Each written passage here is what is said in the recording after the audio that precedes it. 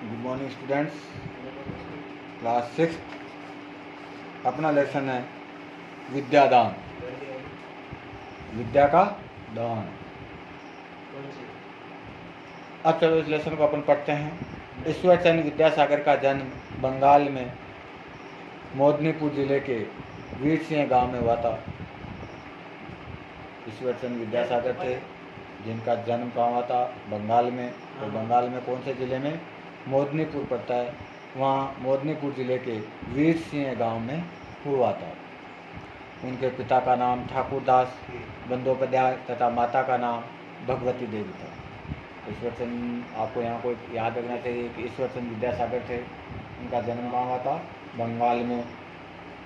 और कौन से ज़िले में? मोदनीपुर। और गांव कौन सा था? वीर सिंह। उनके पिता का नाम क्या था? ठाकुरदास बंदोपाध्याय। और माता का नाम भगवती देवी था। ईश्वरचंद विद्यासागर बचपन से ही अत्यंत उजागर बुद्धि के थे। ईश्वरचंद विद्यासागर क्या थे? बचपन से ही बहुत ही बुद्धिमानी थे। एक बार पढ़ने से उन्हें पाठ याद हो जाता था, क्योंकि बचपन से उन्हें बहुत एकदम गॉड गिफ्ट थे, बहुत होशियार थे, इंटेलिजेंट थे, बुद्धि थी, उजागर बुद्धि थी। तो अगर वो एक चीज़ को पढ़ लेते थे तो फिर वो उस चीज़ को भूलते नहीं थे कि एक बार पढ़ने से उन्हें पूरा पाठ याद हो जाता था। वह विद्या के सागर तो थे ही, दया के, इसके विद्या के सागर तो थे ही। सागर का मतलब समुद्र। भाई उनमें इतनी विद्या थी कि वो जिस चीज़ को पढ़ लिया एक बार, वो उनको कंठस्थ याद हो गई, वो वापस दोबारा नहीं भूलते थे। तो इसलिए कहते हैं कि वो एक बार पढ़ने के बाद उनको पाठ याद हो जाता। एक बार पढ़ लिया तो वो पूरा लेसन उनको याद है, कुछ भी पूछ लो उस लेसन में क्या था। वह विद्या के सागर तो थे, साथ दया के भी सागर थे। साथ साथ में वो दया की भी उनमें भावना थी। किसी दीन दुखी की पीड़ा वह देख नहीं सकते थे। वह किसी भी दीन दुखी जो गरीब है उसकी वो पीड़ा नहीं देख सकते थे। एक बार वह बाजार से कुछ सामान लेने जा रहे थे, तभी उनके पास एक भिखारी बालक पैसे मांगने आया। बाबू एक आना दे दो, भूखा हूँ, चने लेकर खा लूँगा। ऐसे क्या हुआ कि ईश्वरचंद जी मार्केट जा रहे थे, बाजार जा रहे थे, तो उनके सामने एक भिखारी, एक पास एक छोटा बालक भिखारी पैसे मांगने के लिए आ गया। भिखारी बालक, बाबू मुझे एक आना दे दो, भूखा हूँ, चने खाकर लेकर खा लूँगा। भाई एक आना भूख लगी हुई है, आप एक आना दे दो, मैं चने लेकर मेरी भूख शांत कर लूँगा। यदि तुम्हें एक आने से अधिक पैसे मिल जाए तब क्या करोगे? तभी ईश्वरचंद जी ने क्वेश्चन करा उस बालक से, कहा बालक अगर तुम्हें एक आने से मैं ज़्यादा पैसे दूँ तो आप क्या करोगे? ईश्वरचंद ने मुस्कुरा कर पूछा, बाबू तब अपने भाई और माँ के लिए खाने का सामान ले जाऊँगा और जो बचेंगे उसे फल लेकर बेच लूँगा। उन्होंने कहा भाई मैं खा लूँगा और कुछ पैसों से भाई और माँ के लिए खाना ले जाऊँगा और कुछ पैसों से मैं फल लेकर बेच लूँगा। ठीक है, मैं तुम्हें 1 रुपया देता हूँ, भीख मत मांगो बच्चे, परिश्रम करके कमाओ। ईश्वरचंद ने बालक को प्यार करके रुपया देते हुए कहा ठीक है बच्चा, लो मैं आपको 1 रुपया देता हूँ, आज से भीख मत मांगना, परिश्रम करो और परिश्रम करके कमाओ। ईश्वरचंद ने बालक को प्यार करके वो रुपया दे दिया। बालक का मन प्रसन्नता से भर गया और रुपया देने वाले उस दानी की ओर देखते हुए उसे पढ़ लिया कि बाबू मैं अब कभी भी भीख नहीं मांगूंगा, परिश्रम से अपने जीवन का निर्वाह करूंगा। बालक बहुत खुश हुआ जब ईश्वरचंद विद्यासागर ने उन्हें 1 रुपया दिया। तो उसकी ओर वो चले गए रुपया देके। तो बालक पीछे से उसको निहारता रहा, देखता रहा और उसने प्रण ले लिया कि बाबूजी अब मैं कभी भी भीख नहीं मांगूंगा, परिश्रम से अपने जीवन का निर्वाह करूंगा। इस घटना को कई वर्ष बीत गए। एक दिन ईश्वरचंद किसी आवश्यक कार्य से बाजार की ओर जा रहे थे। उसी समय सामने से आकर एक युवक ने उन्हें प्रणाम किया। भाई बहुत काफ़ी टाइम हो गया था। फिर एक दिन कहीं हुआ कि ईश्वरचंद जी जा रहे थे, तो बालक ने बाजार जा रहे थे कोई काम के लिए, तो उसी समय सामने से आकर एक युवक ने उन्हें प्रणाम किया। जा रहे थे तो रास्ते में जैसे ही बाजार के लिए आवश्यक कोई कार्य होगा तो बाहर निकले घर से और वो बाजार के लिए जा रहे थे। तो वहाँ बीच रास्ते में क्या करा कि उन्होंने क्या करा, उसी समय सामने से एक व्यक्ति आया और उनको प्रणाम किया। मैंने पहचाना नहीं युवक, कहकर ईश्वरचंद मुस्कुराए। मैंने तुम्हें पहले कभी देखा हो ऐसा याद नहीं आता। मैंने वो जैसे ही प्रणाम करा, कैन टेट्स हुए, तो उन्होंने कहा, ईश्वरचंद ने कहा बालक मैंने आपको पहचाना नहीं है। ऐसा कहकर ईश्वरचंद जी मुस्कुराए, मैंने तुम्हें पहले कभी नहीं देखा हो ऐसा याद नहीं आ रहा हो।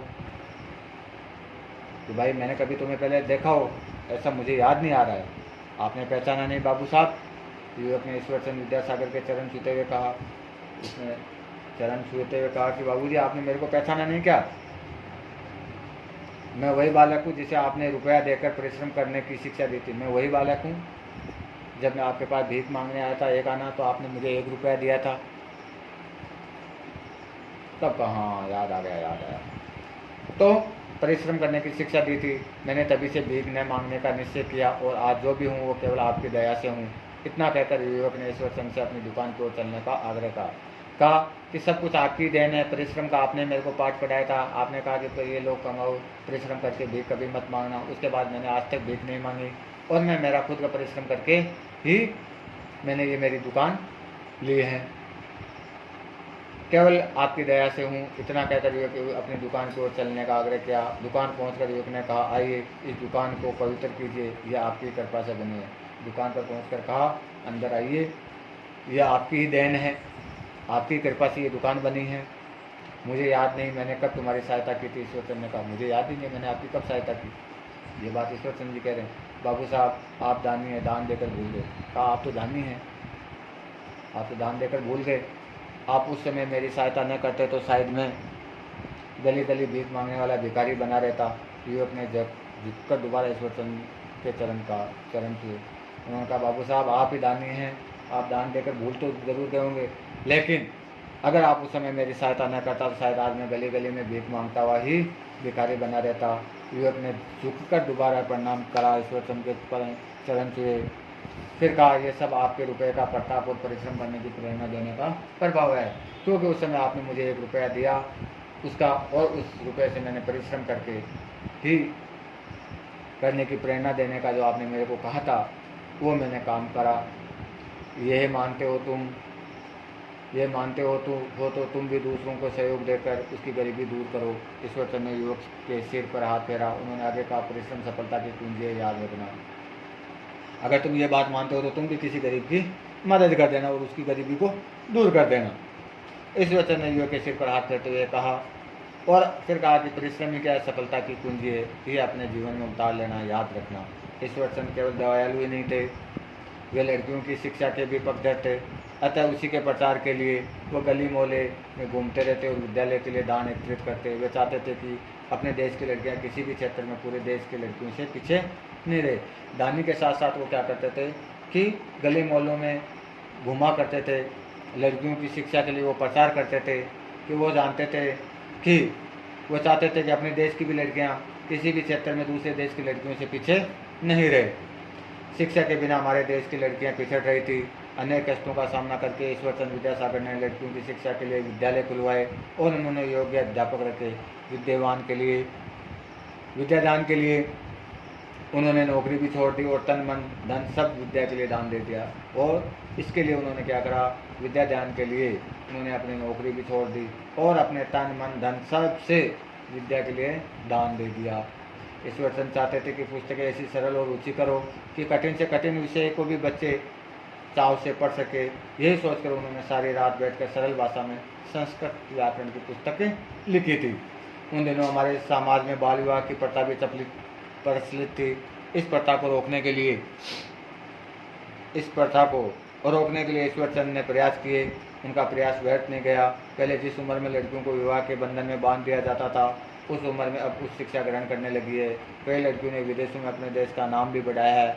आज ईश्वर चंद्र विद्यासागर का स्वप्न साकार हो रहा है। उनके द्वारा दिखाए गए रास्ते पर चलकर हमारे देश की लड़कियां अपने भविष्य को उज्ज्वल बना रही है। तो इस प्रकार ईश्वर चंद्र विद्यासागर ने विद्यावान थे, तो उन्होंने इस पाठ से हमें क्या शिक्षा मिलती है कि हमें भी ईश्वर चंद्र विद्यासागर की तरह ही रहना चाहिए, कि हमें भी किसी की मदद करनी चाहिए। उसको कहना चाहिए कि आप कोई भी भिखारी, कोई आपको रास्ते मिलता तो उसको ये कहना चाहिए, भाई भीख मांगनी नहीं और मेहनत करो, परिश्रम ही सफलता की कुंजी है।